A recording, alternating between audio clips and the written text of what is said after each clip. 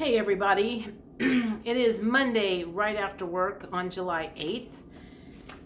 Every once in a while something comes across my desk that catches my attention, and today something happened, or late this afternoon, and I just want to throw some stuff at you guys and kind of think this through and get your opinions on this. I get a lot of emails from lenders, just, like marketing news, I guess is a good way to put it. But this one caught my attention because the subject line said, an important recession indicator just got triggered. So I think the majority of us are waiting on an announcement that we're in a recession, or we already know, or we're just, it's like a lot of us are holding our breath on everything that's going on. And as I read this thing like 3 times, and I'm going to read it to you guys so you'll understand where I'm coming from. And also, those of you who are new to my channel, I sold real estate for 20 years. I work for a title company now, so I have seen the ups and downs. I've been there when the crashes have happened. I've been there when things picked up and the market picked up and everything. So I have seen everything from A to Z. And something about this email isn't matching up in my head. So I'm trying to figure out, and I don't necessarily think it's about anybody lying. So anyway, I'm just going to read it to you, and let's talk this through. Plus a conversation that I had with my realtor down in Illinois this morning. Okay, so it says, what happened with the economy and housing last week? The week of July 1st in review.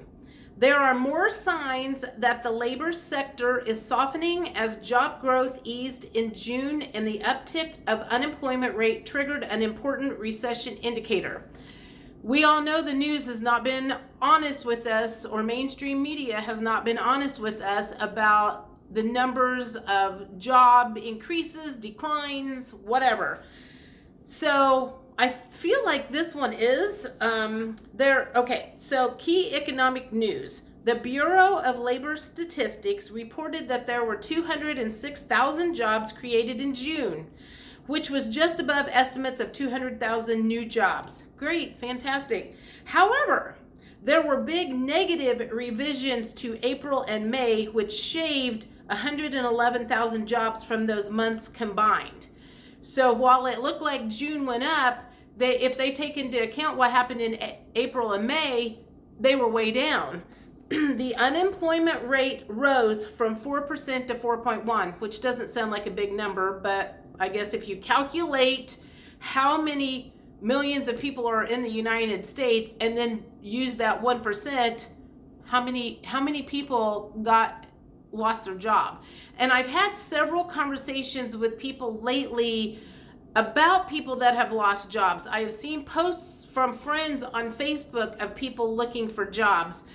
And I'll be honest, that makes me super uncomfortable to see people going through that. I've kind of been there in that up and down when real estate was going on, and real estate was going south. Okay, ADP's employment record, and ADP is a payment thing, they're the ones that pay paychecks to people.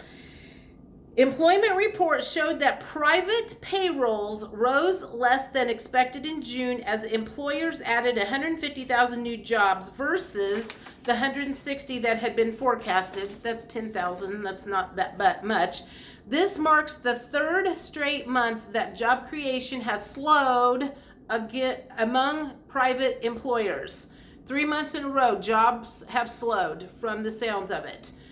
The latest job openings and labor turnover survey showed that job openings rose slightly to 8.14 million in May, though April's openings were revised lower. So they're coming in now and they're revising April and May's stuff from the sounds of it. Through April's openings were revised lower from 8.05 million to 7.919 million. Job openings remain near a 3-year low. So not everybody in the world is looking for someone to work for them. I think a lot of places may have lost people, but they're not replacing them. Initial jobless claims rose by 4,000 in the latest week, with 238,000 people filing new unemployment claims. Let me repeat that. Initial jobless claims rose by 4,000 in the latest week, with 238,000 people filing new unemployment claims. So more and more people are starting to file unemployment claims. I'm going to get to the part that doesn't match with my head here in a minute. What's the bottom line? Both initial and continuing jobless claims trended higher in June, with initial claims above 230,000 and continuing claims topping 1.8 million in each of the last 4 weeks. The Fed is closely watching for any rising trends in unemployment claims as they weigh monetary policy and the timing for rate cuts. So if this keeps going, we're going to get rate cuts here before long, according to this, given their dual mandate of price stability and maximum employment. Home price updates. This is where my brain's going. I don't get this part. CoreLogic's home price index showed that home prices nationwide rose 0.6% in May, after rising 1.1 in April and 1.2 in March, showing it's been a strong season for home values nationwide. Usually when we're going into a recession, in the past, when I sold real estate, when the market completely slowed down because people were losing their jobs, they couldn't afford their house payments, things were going backwards, it was no longer a seller's market. The prices were going down, or they were stuck and stagnant. Because I can remember the neighborhood that I used to live in. I mean, like, houses were just like sitting there and nobody was doing anything, not even looking at them. Okay, so according to this, and again, this came out by a lender, Neo Home Loans, whoever that is. ICE, formerly known as Black Knight, no clue who that is, also reported that national home values rose 0.3% in May after seasonal adjustment, with their index showing that prices are 4.6 higher than a year ago. This is where my own personal situation with the house in Southern Illinois kind of adds to house prices going up, and I don't understand why. So I talked to one of the realtors that's working on my house today, and she was talking about, I came from a very small community, Crawford County, Illinois, home of the Heath Candy Bar, which is now Hershey's. There's a Marathon there, not a whole lot. That whole county has been shrinking for years. I mean, they're combining all of these small schools. It hasn't been growing for a long time, although I will say Hershey is adding a new plant down there, and maybe that's why there's more and more people coming down there. But the realtor today said, she goes, it used to be everybody wanted to live in Robinson. Robinson was the county seat.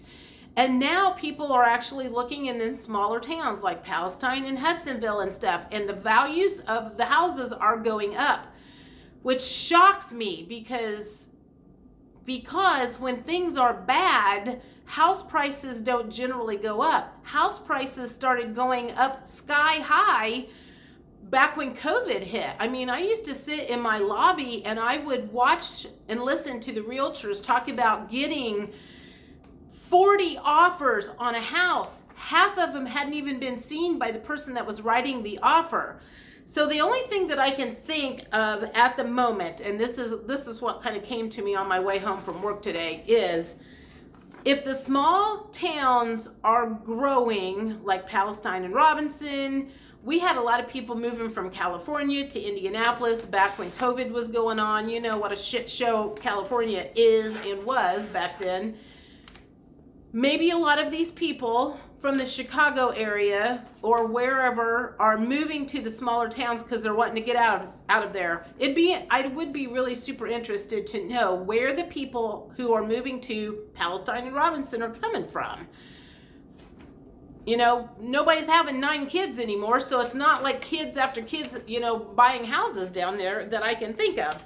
So anyway, I'm still trying to figure out how you have increasing house prices when you have job loss, people aren't hiring, people aren't getting paid as much, or whatever. So it says, what's the bottom line? The latest rise in home prices reported by CoreLogic and ICE echoes the strong growth seen by other major indices like Case-Shiller and the Federal Housing Finance Agency. These reports continue to demonstrate why home ownership remains a good opportunity for building wealth through real estate. Well, yeah, at a certain point. So that's, I guess I'm curious what you guys are seeing in your area. Do you see prices going up in real estate, or are you seeing like a slowdown? I know I have some people that follow me that are real estate agents. So I'm curious, if you are in the real estate industry, or if you're in the title or the mortgage industry, I would be curious to know what you guys are seeing on your end. Because what I am seeing is there's still business coming in. They scheduled a lot of closings at my office today for the rest of July, so it feels like the second half of July is going to be fairly not busy like COVID busy. Nothing will ever be that busy. But if things continue to slow down, that means rates will start going down. And, I don't know. I mean, when I saw that, like I said, we've all been waiting for some admission someplace that we're in a recession. So when I saw that, whatever the subject of this is, an important recession indicator just got triggered. Apparently, the recession indicator is job loss, unemployment claims being added more, more of those coming on. So anyway, I wanted to talk about that today because I do know we are all holding our breath, wondering what's getting ready to happen. What's really happening, because the mainstream media isn't really telling us the truth. So that's what I am seeing. I am seeing in my own world real estate prices going up. People are still buying houses. But I'm also seeing people are getting laid off. People are looking for jobs.